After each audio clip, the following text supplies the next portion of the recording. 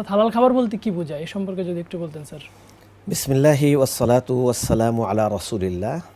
হালাল খাবার বলতে কি বোঝায় এ সম্পর্কে একই কোশ্চেন করেছিলেন একজন সাহাবা রাসূলুল্লাহ সাল্লাল্লাহু আলাইহি সাল্লামের কাছে। সাল্লাল্লাহু আলাইহি ওয়াসাল্লাম। সাহাবীর প্রশ্নের উত্তর আল্লাহ রাসূল সাল্লাল্লাহু আলাইহি সাল্লাম বললেন, আল হালালু মা আহাল্লাল্লাহু ফি কিতাবিহি। জি হালাল খাবার বলতে সেটাই বোঝায় যেটা আল্লাহ রাব্বুল আলামিন কোরআনে কারীমে যেটাকে হালাল বলে স্বীকৃতি দিয়েছেন বা ঘোষণা দিয়েছেন।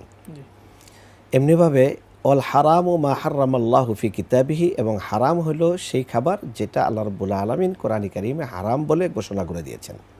আমরা বাংলা ভাষায় হালাল খাবার বলতে বৈধ খাবার বুঝি, আর হারাম খাবার বলতে আমরা অবৈধ খাবার বুঝি।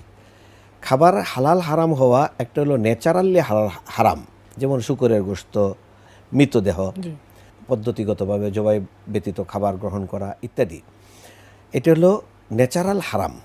আবার হারাম খাবারটা হালাল, কিন্তু সেই খাবার উপার্জন অথবা প্রসেসিংয়ের দৃষ্টিকোণ থেকে হারাম।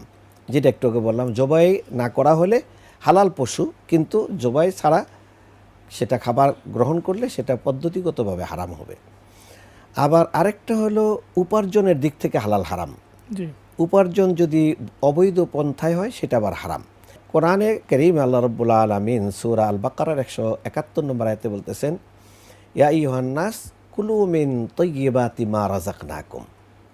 আমি যা তোমাদের জন্য রিজিক হিসাবে দিয়েছি এগুলোর থেকে পবিত্র, পরিচ্ছন্ন এবং উত্তমগুলো তোমরা গ্রহণ করো।